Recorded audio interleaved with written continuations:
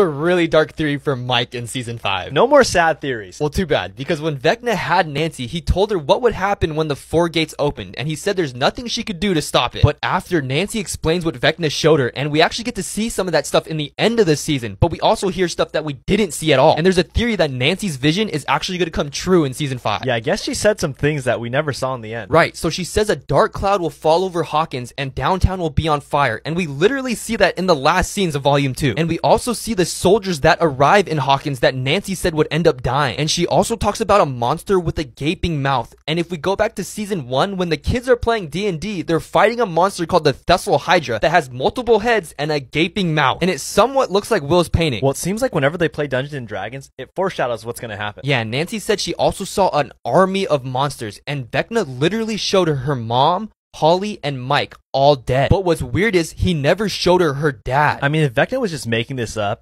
why wouldn't he just show her whole family dead? Right, so this could be totally foreshadowing Mike's death in season 5, because even if we go back to Will's painting, Mike is the leader and he's the one that keeps everyone together, so it makes sense for him to make a big sacrifice for the group, and maybe that's what's gonna make 11 strong enough to beat the army. I mean, he's on the front lines of the painting, so I mean, the front line, usually dies first.